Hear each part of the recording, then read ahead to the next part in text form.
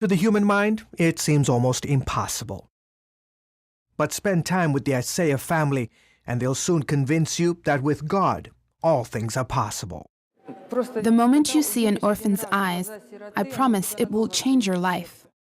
10 years ago, Svetlana lived with a dark past. Yevgeny was a drug addict and HIV positive.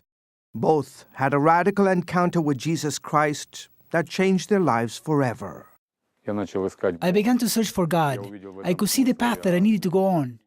The couple's dream?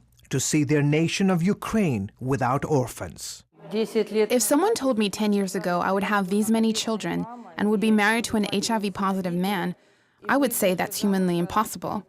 But God birthed in us something special.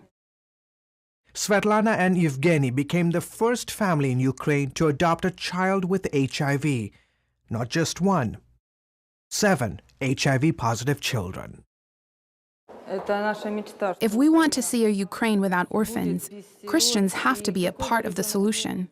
And Christians are answering the call. Svetlana joined hundreds of pastors and Christian leaders from different parts of the globe in Kyiv recently for a summit on orphan care. Organizer Ruslan Maluta leads a grassroots movement committed to care for Ukraine's orphans. God said that He is the father of the fatherless, which means that He wants every orphan to be in a family.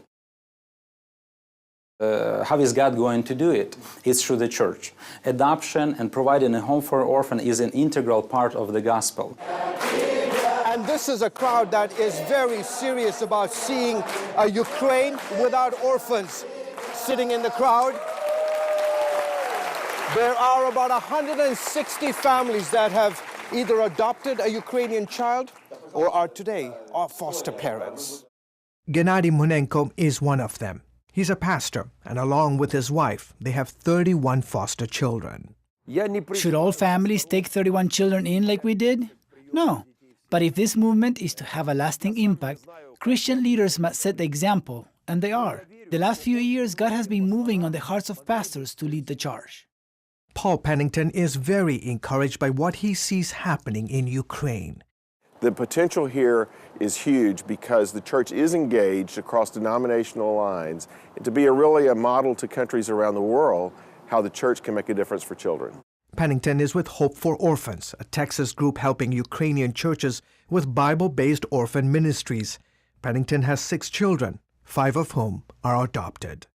The only way to reach 140 million orphans around the world is through the church, because only the church is big enough, only the church has the power and the mandate to reach that many children in a sustained way.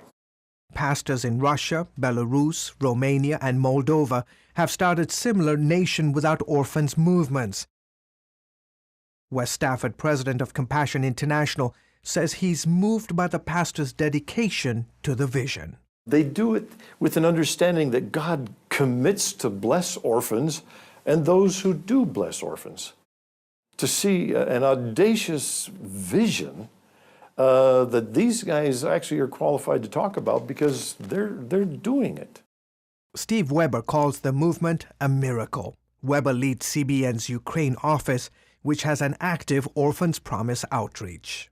20 years ago, there was such a stigma against the orphan that Christians would fake pregnancy by carrying a pillow before they would take an orphan. Today, we're preaching, take the orphans home in our churches. And the public is taking note.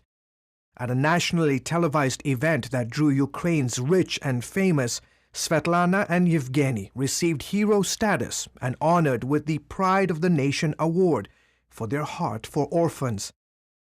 There was hardly a dry eye in the crowd as people stood and applauded. We didn't think about any awards. We simply were doing what was on our hearts to do. We have only God to thank. He shows us how to love the unlovable. Without Him, we have no life. Without Him, my children have no hope. Without Him, the orphans of Ukraine have no hope. George Thomas, CBN News, Kyiv, Ukraine.